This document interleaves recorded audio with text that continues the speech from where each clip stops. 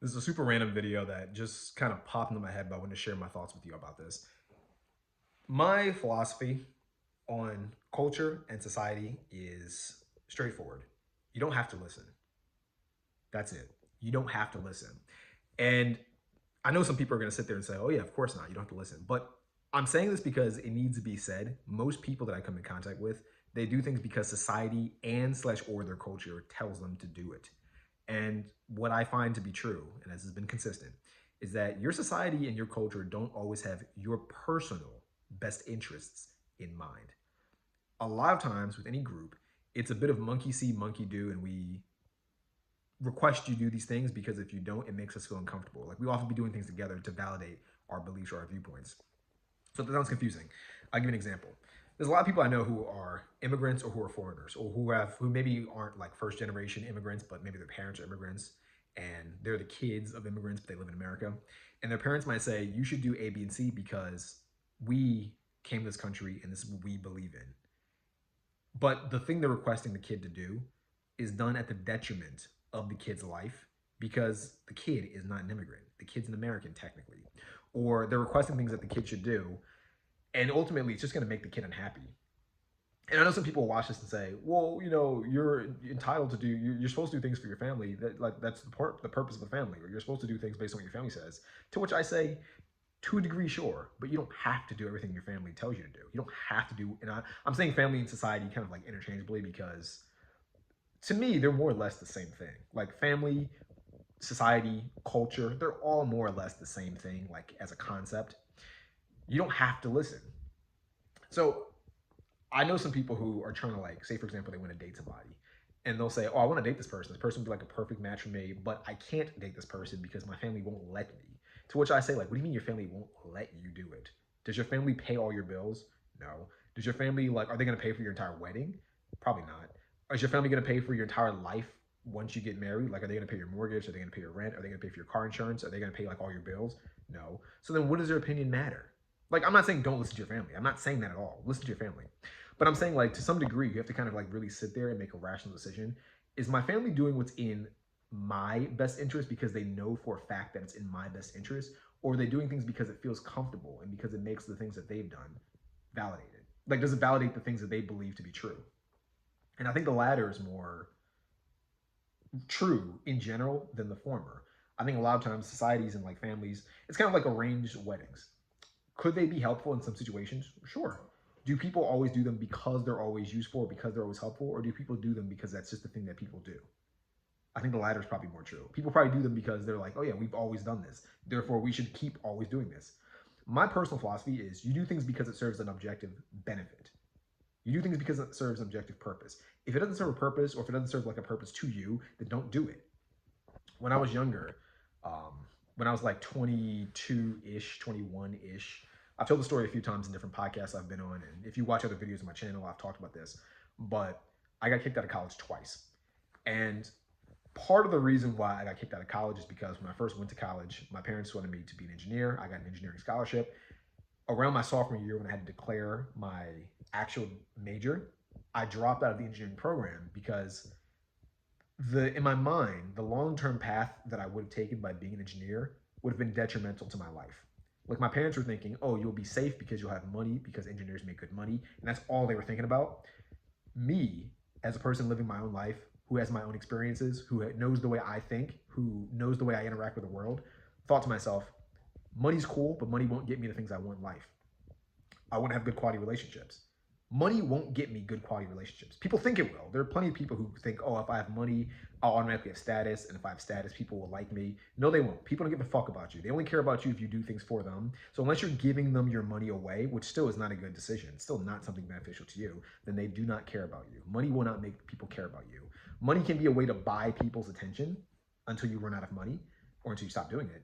And money can be a way to maybe buy some authority, fake authority. Like you can buy certain things with money, but you can't buy like good quality relationships with people. And I wanted realistic, good quality relationships. So I knew money wouldn't buy that. I was smart when I was a kid. I knew, or at least when I was a young adult, I understood that to be true, and it has been true.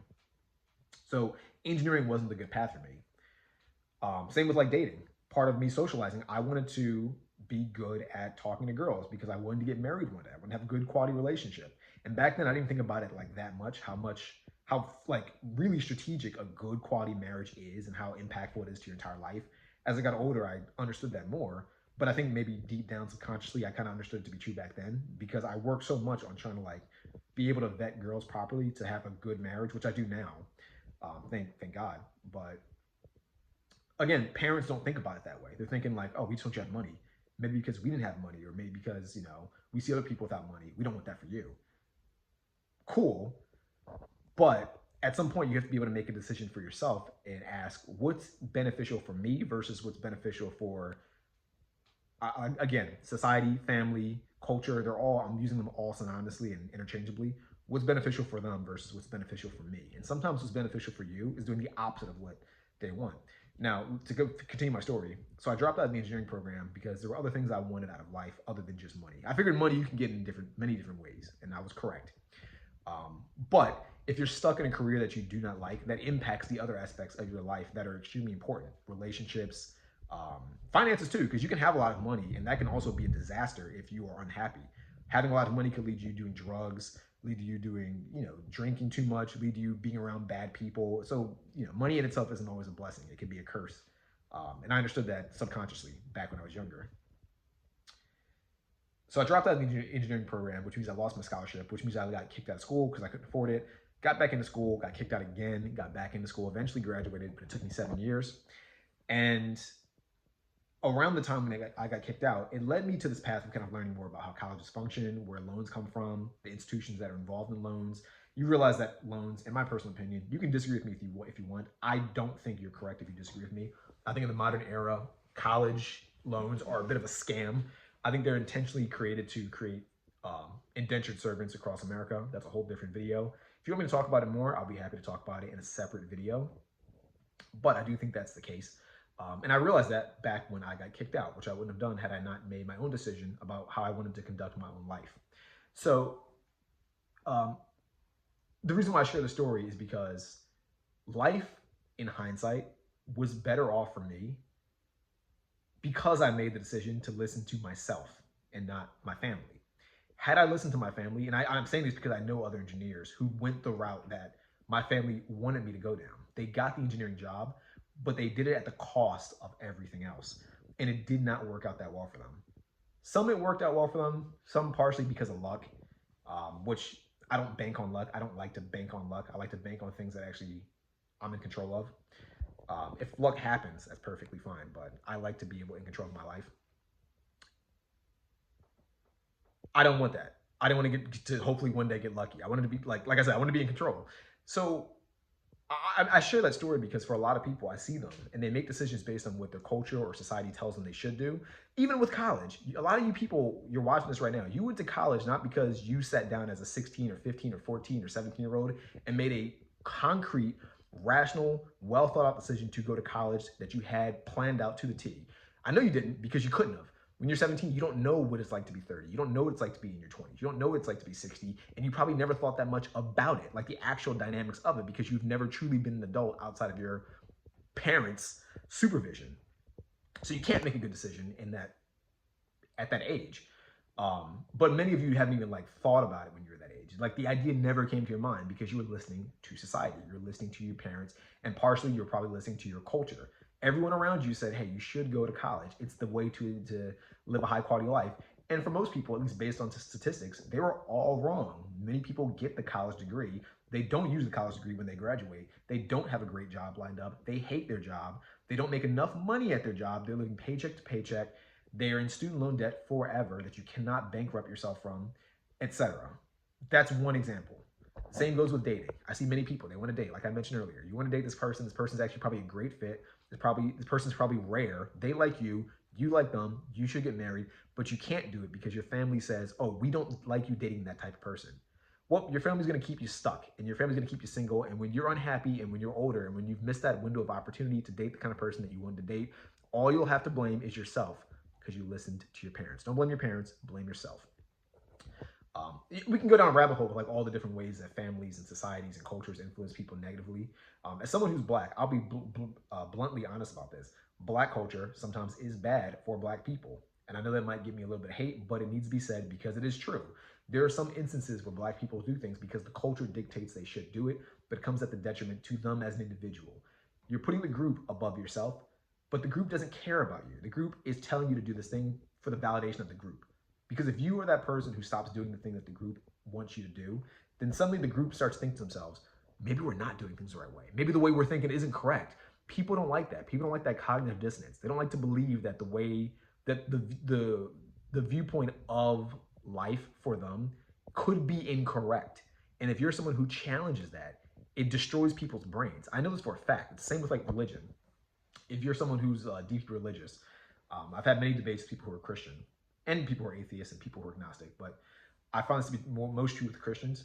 If you bring up something that's contradictory to their beliefs as a Christian, they lose their minds and they fall back on Christianity as the answer to all their problems, even if you've already proven that that doesn't make sense.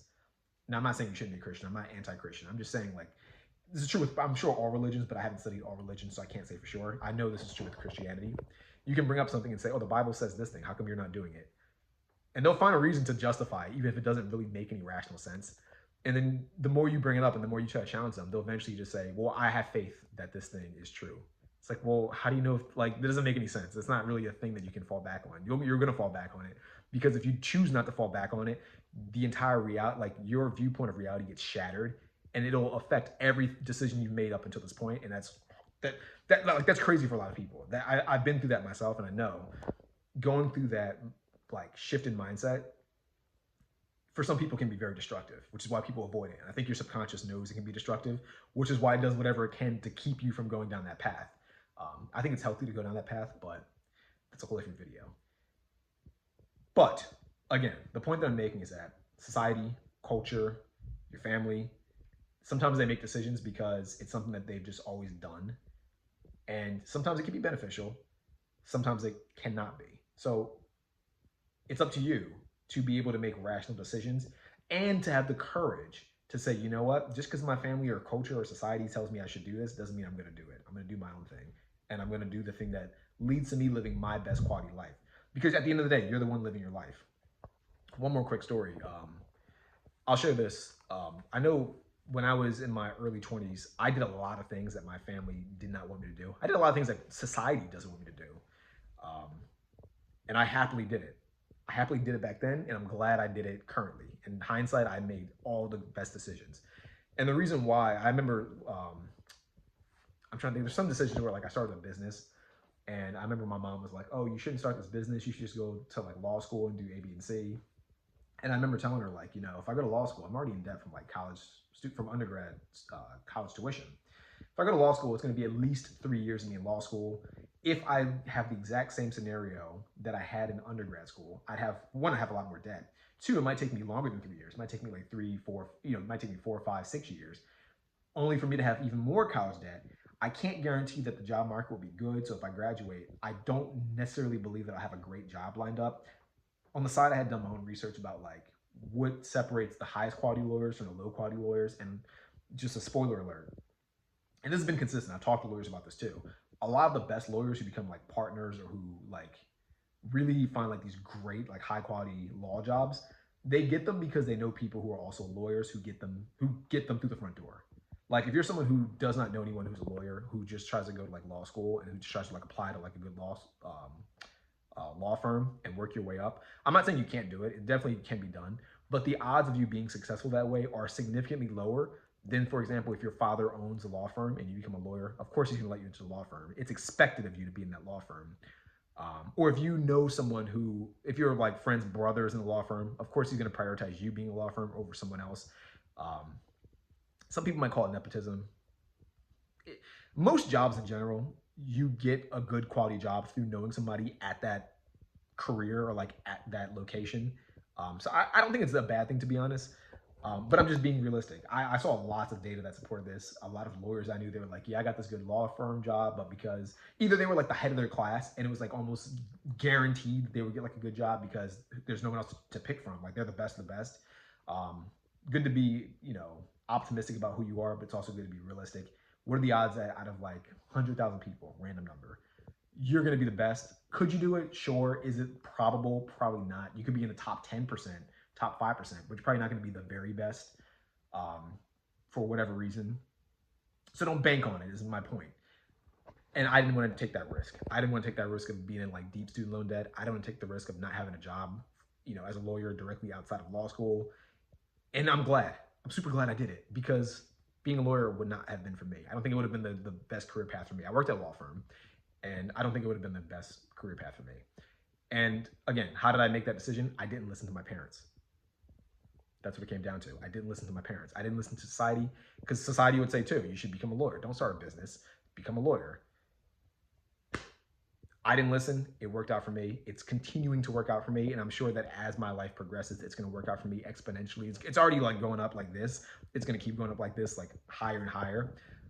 So yeah, I don't want to make the video too long. It's already a bit long, but the overall takeaway that I want to share with you is be mindful of your decisions. Be mindful of who influences your decisions. Understand that you don't have to listen to society or to your culture or to your parents or your siblings when it comes to making the decisions.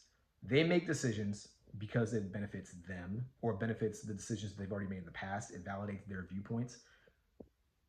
You don't need to validate their viewpoints. You just need to make sure that you're living the highest quality life possible for you. Because at the end of the day, it is your life. They don't control it. They don't contribute to it that much. Like as an adult, people don't contribute to your life. You have your own bills to pay. You have your own debt to pay off. You have your own car to pay for. You have your own job that you need to work at. No one's going to do it for you. You got to do it yourself, which means all of your decisions should be made with you in mind, so that way you can live the best quality life possible for you. I'm not saying be selfish, but I am saying be a bit more rational and take some ownership of your life. That's it. So I'm Leviticus Rich. If you enjoyed the video, let me know by clicking the like button below. Leave a comment if you agree or disagree. It helps with the algorithm. It helps start a good conversation, so it's a benefit for both of us. And if you know someone else who might like the video, please share it. That would be tremendously helpful. One of my goals is to get to 5,000 subscribers on this channel. I'm sitting at like 4.8. I don't post very much. I'm a bit of a lazy video creator, if you can't tell. This is probably not going to be edited at all. I don't take YouTube that seriously. I like to just share good ideas and have good conversations. YouTube lately has become kind of a bit of a cesspool of people trying to create content, either to just make money or just to kind of like talk bullshit or talk about other people in negative ways. I don't like doing that. I like to surround myself with people who like to have good conversations, be open-minded, and actually grow and learn in life about everything that they can learn. So if you're one of those people, I'm sure you're in the right place. If you're not one of those people, go watch Logan Paul or go watch one of these other like YouTube channels where they just talk about garbage. But yeah, if you're one of the people that like this type of content, share with other people who like it. We can all grow and learn together. But I hope to see you in the next video. Peace out. Bye.